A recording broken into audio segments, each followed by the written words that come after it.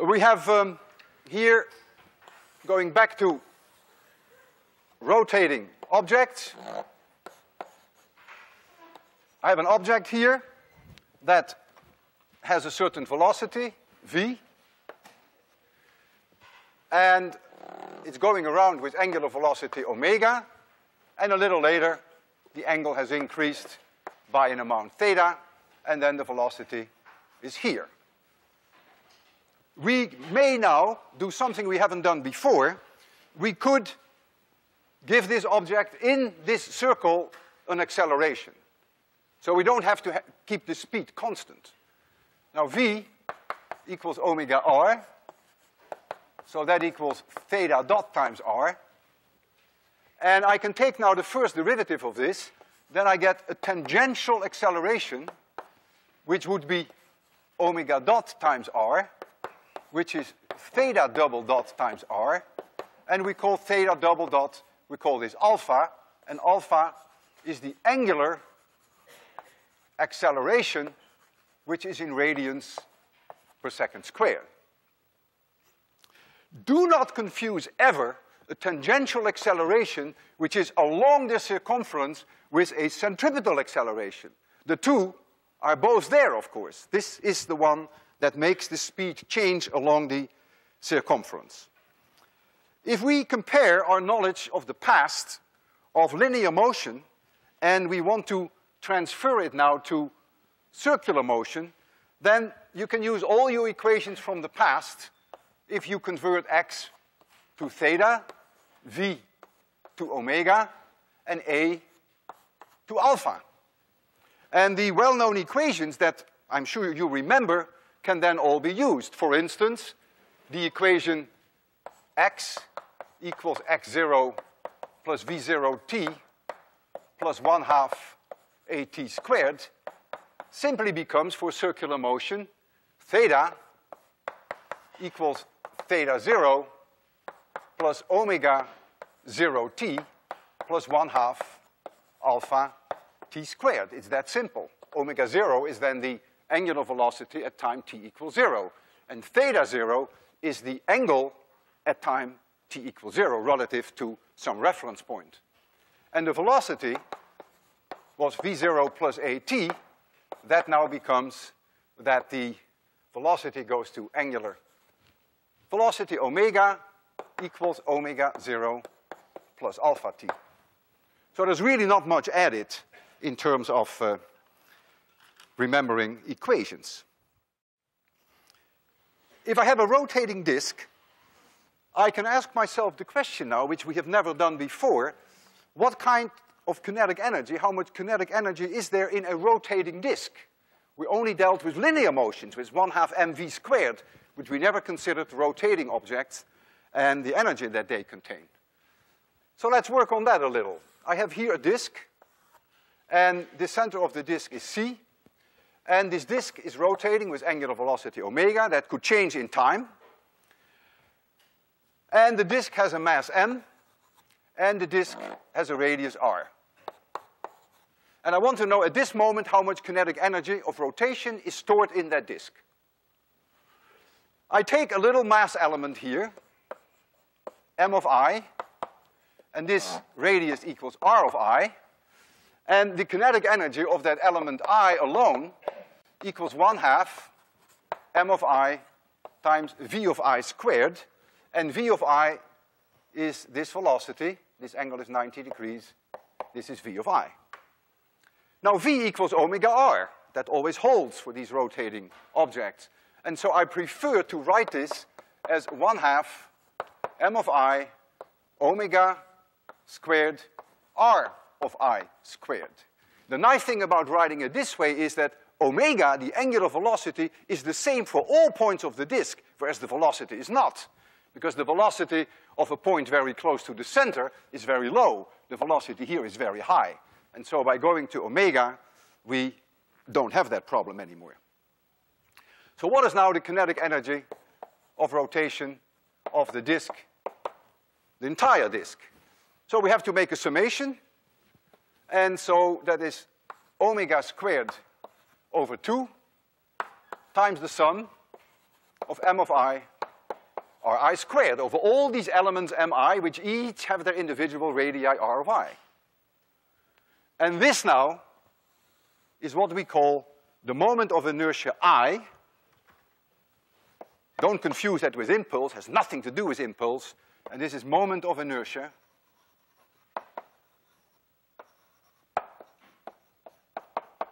So the moment of inertia is the sum of m I ri squared.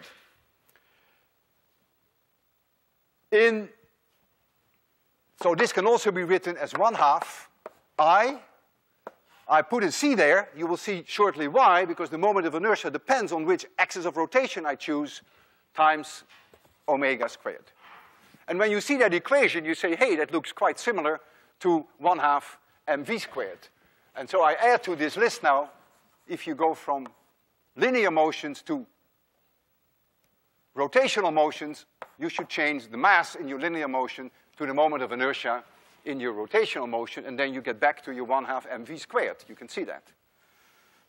So we now have a way of calculating the kinetic energy of rotation, provided that we know how to calculate the moment of inertia. Well, the moment of inertia is a boring job. It's no physics, it's pure math, and I'm not going to do that for you. It's some integral, and if the object is nicely symmetric, in general, you can do that. In this case, for the disk, which is rotating about an axis through the center, and the axis that's important is perpendicular to the disk, that's essential. In that case, the moment of inertia equals 1/2 m times r squared. And I don't even want you to remember this. There are tables in books and you look these things up. I don't remember that. I may remember it for one day, but then obviously you forget that very quickly again. Needless to say that the moment of inertia depends on what kind of object you have. Whether you have a disk, or whether you have a sphere, or whether you have a rod, makes all the difference. And what also makes a difference about which axis you rotate the object. If we had a sphere, a solid sphere, then, so here you have a solid sphere, and I rotate it about an axis through its center. Then the moment of inertia, I happen to remember, equals 2/5 m r squared, if r is the radius and m is the mass of the sphere. My research is in astrophysics. I deal with stars, and stars have rotational kinetic energy. We'll get back to that in a minute. Not in a minute, but today. And this is the one moment of inertia that I do remember. If you have a rod, and you let this rod rotate about an axis through the center, and this axis is perpendicular to the rod, the latter is important, perpendicular to the rod, and it has length L, and it has mass m, then the moment of inertia, which I looked up this morning, I would never remember that, equals 1/12 ml squared. And all these moments of inertia you can find in tables in your book on page 309. So the moment of inertia for rotation about this axis of a solid disk is 1/2 mr squared. But it's completely different, the moment of inertia, if you rotated it about this axis. So you take the plane of the disk, instead of rotating it this way, you rotate it now this way. You get a totally different moment of inertia. And most of those you can find in tables. But not all of them. Tables only go so far. And that is why I want to discuss with you two theorems which will help you to find moments of inertia in most cases. Suppose we have a rotating disk, and I will make you see the disk now with depth. So this is a disk, and we just discussed the rotation about the center of mass, and I call this axis L. And so it was rotating like this, and it was perpendicular to the disk. This is the moment of inertia. But now, I'm going to drill a hole here, and I have here an axis, L prime, which is parallel to that one. And I'm going to force this object to rotate about that axis. I can always do that. I can drill a hole, have an axle, nicely frictionless bearing, and I can force it to rotate about that. What now is the moment of inertia? If I know the moment of inertia, then I know how much rotational kinetic energy there is. That's 1/2 I omega squared. And now there is a theorem which I will not prove, but it's very easy to prove, and that is called the parallel axis theorem. And that says that the moment of inertia of rotation about L prime, provided that L prime is parallel to L, is the moment of inertia when the object rotates about an axis L through the center of mass plus the mass of the disk times the distance d squared. So this is the mass. And that's a very easy thing to apply, and that allows you now, in many cases, to find the moment of inertia in situations which are not very symmetric. Imagine that you had to do this mathematically, that you actually had to do an integration of all these elements mi from this point on. That would be a complete headache. In fact, I wouldn't even know how to do that. So it's great, once you have demonstrated, once you have proven that this parallel axis theorem works, then of course you can always use it to your advantage. Notice that the moment of inertia for rotation about this axis, which is not through the center of mass, is always larger than the one through the center. You see, you have this md squared. It's always larger. There is a second theorem, which sometimes comes in handy, and that only works when you deal with very thin objects. And that is called the perpendicular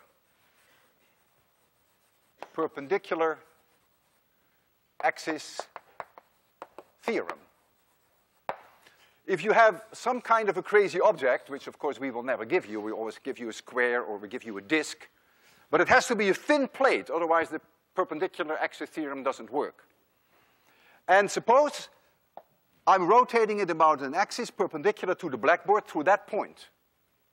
I call that the z-axis. It's sticking out to you. That's the positive z-axis. I can draw now any xy axis where I please at 90-degree angles, anywhere in the plane of the blackboard. So I pick one here, I call this x, and I pick one here, and I call that y. So z is pointing towards you. Remember, I always choose a positive right-handed coordinate system. My x cross y is always in the direction of z. I always do that. And so you see that here, x cross y equals z. Now you can rotate this thin plate about this axis. You can also rotate it about that axis. And you can also rotate it about the z-axis. And then the perpendicular axis theorem, which your book proves in just a few lines, tells you that the moment of inertia for rotation about this axis here is the same as the moment of inertia for rotation about x plus the moment of inertia for rotation about the axis y. And this allows you to sometimes, in combination with the parallel axis theorem, to find moments of inertia in case that you have thin plates which rotate about axes perpendicular to the plate, or sometimes not even perpendicular. Sometimes you can use, if you know this and you know this, then you can find that. So both are useful, and in assignment 7, I'll give you a simple problem so that you can apply the perpendicular axis theorem. There are applications where energy is temporarily stored in a rotating disk, and we call those disks flywheels. And the rotational kinetic energy can be consumed then at a later time. So it's very economical. And this rotational kinetic energy can then be perhaps converted into electricity or in other forms of energy. And there are really remarkably inventive and intriguing ideas on how this can be done. Of course, whether it is practical depends always on dollars and cents, and to what extent it is economically feasible.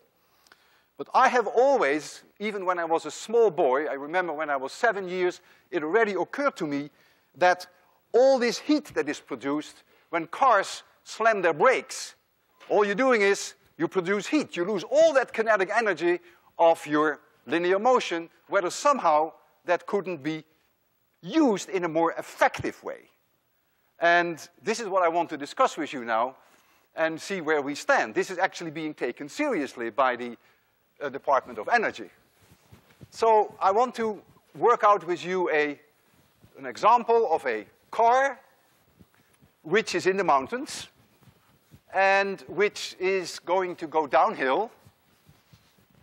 And the mountains are very dangerous, zigzag roads, and so he or she can only go very slowly. And then the maximum speed that the person could use is at most 10 miles per hour without killing him or herself, which is about 4 meters per second. And so here's your car. And let's assume you start out with 0 speed, and let's assume that the mass of the car, will give it nice numbers, is just 1,000 kilograms. And so you zigzag down this road. Let us assume that the height difference, h, let's give it a number, 500 meters. And you arrive here at point P, and you later have to go back up again. What is your kinetic energy when you reach point P? Well, you have a speed of 4 meters per second. And as you went down, you've been braking all the time. One way or another, you got rid of your speed. And that's all burned up, heat. You heat up the universe. So when you reach point P, your kinetic energy at that point P is simply 1/2 mv squared. M is the mass of the car, so that is 500 times 16 v squared, so that is 8,000 joules. Now compare this with the work that gravity did in bringing this car down. That work is mgh. And mgh is a staggering number. 1,000 times 10 times 500. That is 5 million joules.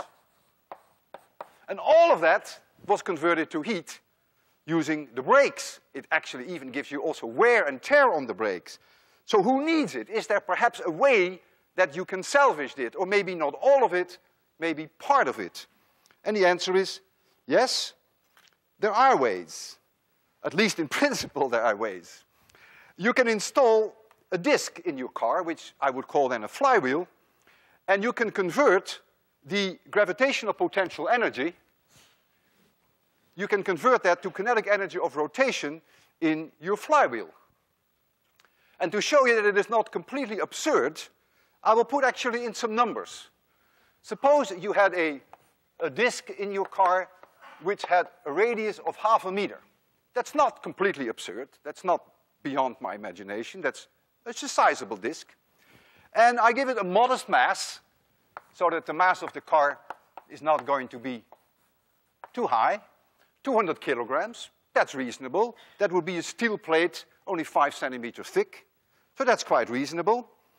And the moment of inertia of this disk, if I rotate it about an axis through the center, perpendicular to the disk, that moment of inertia we know now is 1/2 m, we have a capital M, r squared, and that equals 25. The units are kilograms if you're interested, kilograms meters squared.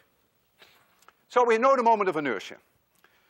Now what we would like to do is we would like to convert all this gravitational potential energy into kinetic energy of that disk.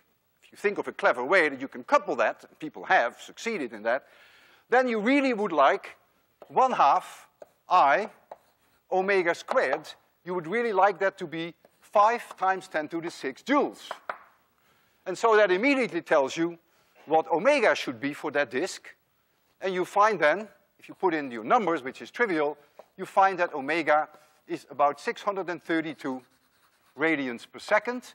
So the frequency of the disk is 100 hertz, 100 revolutions per second. I don't think that that is particularly extravagant. So as you would come down the hill, you would not be braking by pushing on your brake. You would not be heating up your brakes, but you would somehow convert this energy into the rotating disk, and that would slow you down. So the slowdown, the braking, quote unquote, is now done because of a conversion from your linear speed, which comes from gravitational potential energy, to the rotation of the disk. And when you need that energy, you tap it. So you should also be able to get the rotational kinetic energy out and convert that again into forward motion. And if you could really do this, then you could go back uphill and you wouldn't have to use any fuel. All your 5 million joules can be consumed then, in an ideal case, and you would not have to use any fuel. Now you can ask yourself the question, is this system only useful in the mountains, or could you also use this in a city?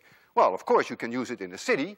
You wouldn't be braking like this then, but again, you would slow down by taking out kinetic energy of linear forward motion, dump that into kinetic energy of rotation of your flywheel, and that would slow you down. And when the light, this traffic light turns green, you convert it back, rotational kinetic energy, into linear kinetic energy, and you keep going again. Now, of course, this is all easier said than done, but it is not complete fantasy. People have actually made some interesting studies, and I would like to show you at least one case that I'm aware of that I found on the web that shows you that the United States Energy Department is taking this quite seriously. This view graph is also on the 801 homepage. And so you see here the idea of mounting such a flywheel under the car here. And it says the location of the flywheel energy management power plant. Wonderful word, isn't it? And here you see a close-up of this flywheel. I didn't get any numbers on it. I don't know which fraction of the energy can be stored in your flywheel, but it's an attempt. People are seriously thinking about it. And it may happen in the next decade that cars may come on the market whereby some of your energy, at least, can be salvaged. Instead of heating up the universe, use it yourself, which could be very economical.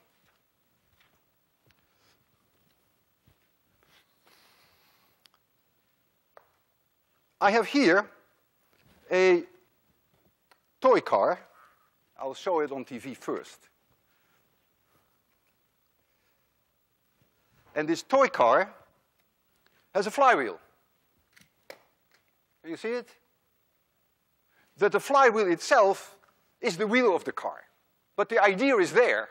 In this case, I cannot convert linear motion into the flywheel. I could do that, but I'm going to do it in a reversed way.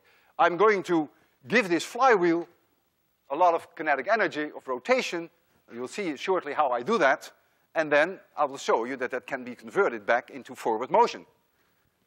In this case, very easy, because the flywheel itself is the wheel. So let me try to power this car. I do that with this plastic. Okay. So I'm going to put some energy into this wheel, into this flywheel, and then we'll see whether the car can use that to start moving. Great that my lecture notes were there. So you see it works. And of course, if you could reverse that idea, that when the car, before it stops, get it back into the flywheel, then you have the idea that I was trying to get across. Very economical, and maybe that will happen sometime in the future. Flywheels are used more often than you may think. MIT, at the magnet lab, has 2 flywheels which are amazing. They have a radius, I think, of 2.4 meters. That is correct. And each one of those flywheels has a stunning mass of 85 tons, 85,000 kilograms. And they rotate at about 6 hertz. You can calculate the moment of inertia. They rotate about their center, axis perpendicular to the plane. You know now what 1/2 I omega square is, and so you can calculate the kinetic energy of rotation. And that kinetic energy of rotation is then a whopping 200 million joules in each of those rotating flywheels. Now, they use this rotational kinetic energy to create very strong magnetic fields on a timescale as short as 5 seconds.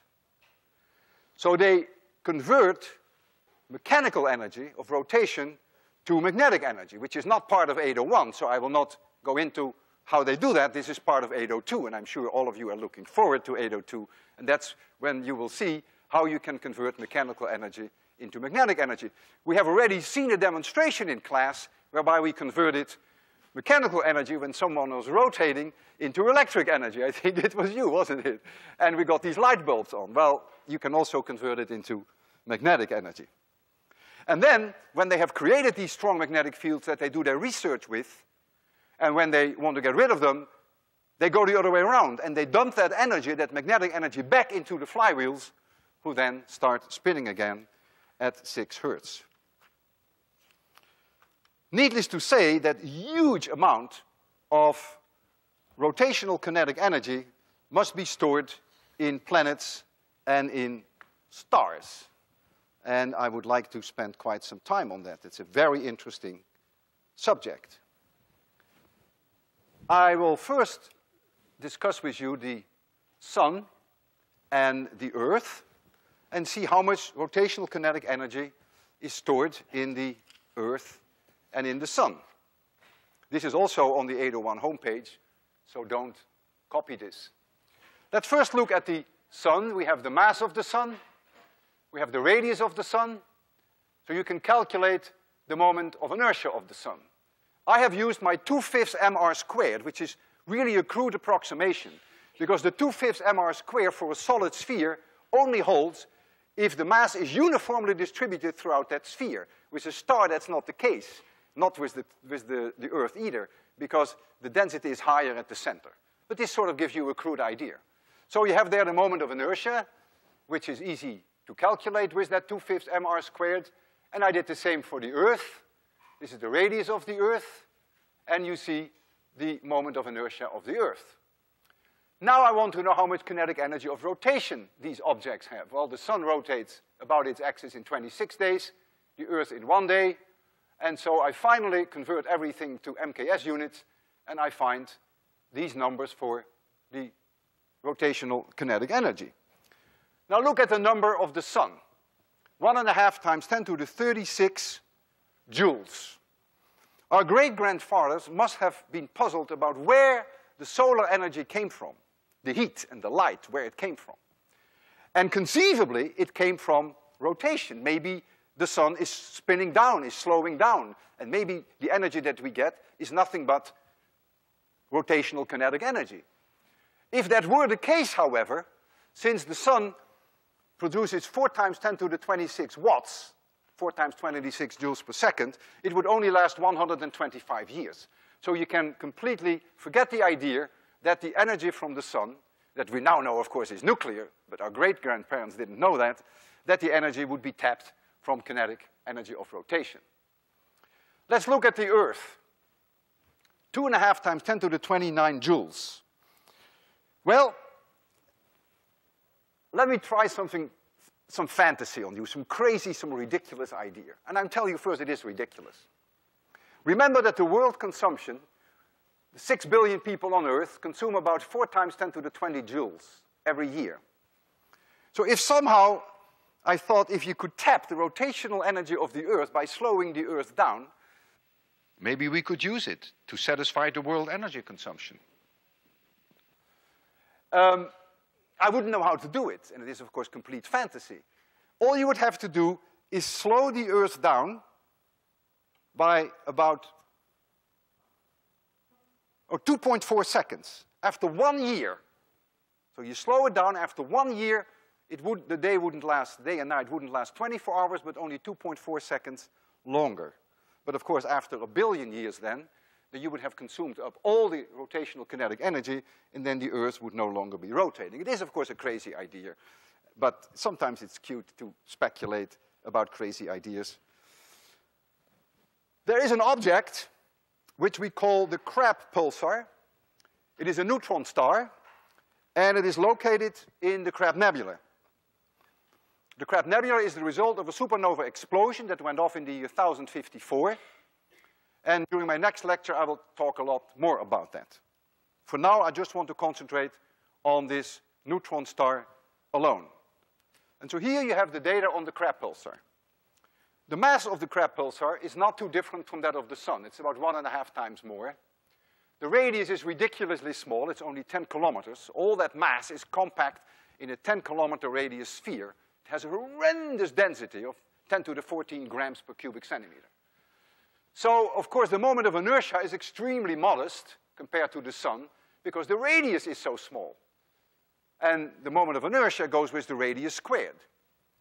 However, if you look at rotational kinetic energy, the situation is very different because this neutron star rotates in 33 milliseconds about its axis.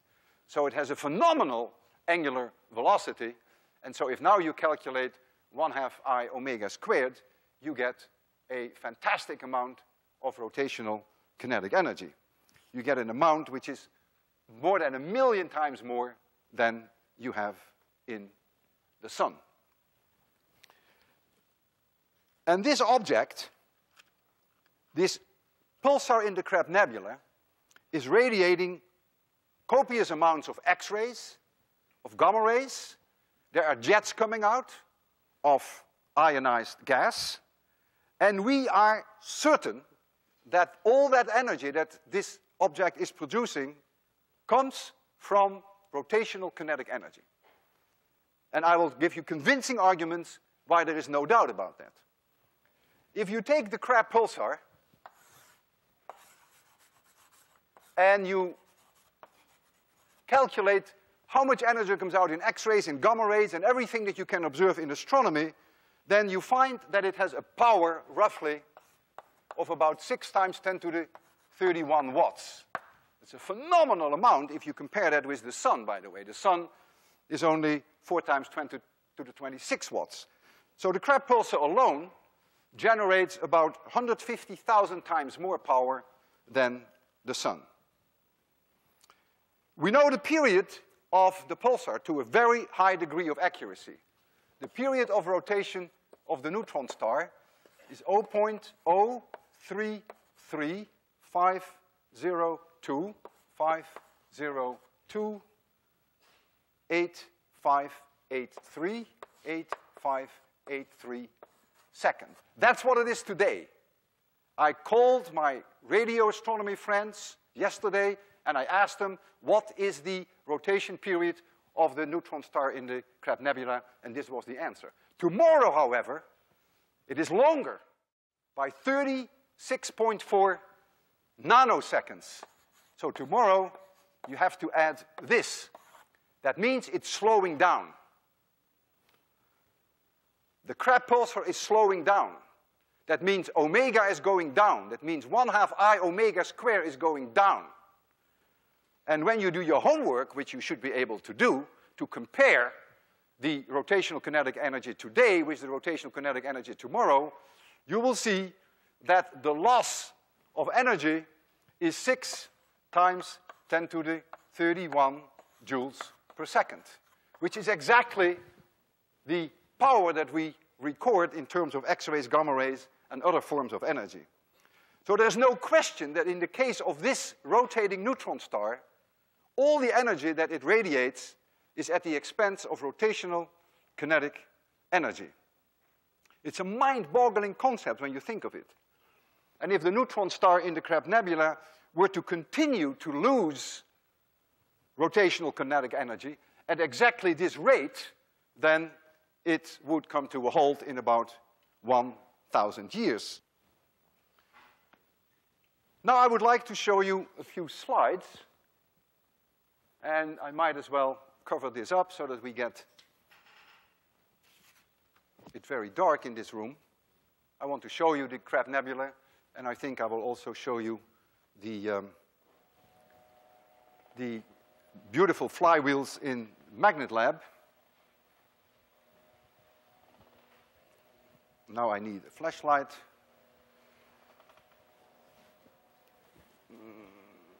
I need my laser pointer. I need a lot of stuff. Okay, there we go. So I'm going to make it dark. You ready for that? Okay, if I can get the first slide. What you see here are these flywheels at the magnet lab. These are the wheels that have a mass of 85 tons and that have a radius of 2.5 meters. An incredible, ingenious device, and you can store in there 200 million joules, and you can dump it into magnetic energy and in 5 seconds dump it back into kinetic energy of rotation. It's an amazing accomplishment, by the way. And here you see the Crab Nebula. The Crab Nebula is at a distance from us of about 5,000 light years. It is the remnant of a supernova explosion in the year 1054. Much more about that during my next lecture. And what you see here is not stuff that is generated at this moment in time by the pulsar. This, by the way, is the pulsar. And the red filaments that you see here is material that was thrown off when the explosion occurred. The explosion, the supernova explosion, throws the outer layers of the star with a huge speed, some 10,000 kilometers per second, into space, and that is what you're seeing. From here to here is about 7 light years, to give you an idea of the size of this object. This pulsar alone, however, generates the 6 times 31 watts.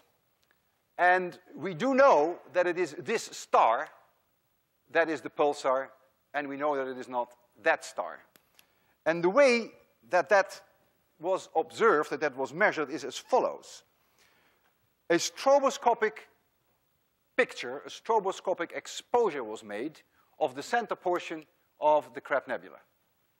And a stroboscopic picture means that you are using a shutter which opens and closes. In this case, you have to open and close it with exactly the same frequency as the rotation of the neutron star. This neutron star, for reasons that is not well understood, is blinking at us. It blinks at us at exactly the frequency of its rotation, 33 milliseconds. That means 30 hertz. Roughly 30 times per second, you see the star become bright and then go dim again.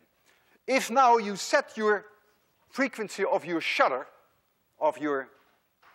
in front of your photographic plate, at exactly that frequency, and you expose the photographic plate only when the star is bright, then you will see a very bright star when you develop your picture.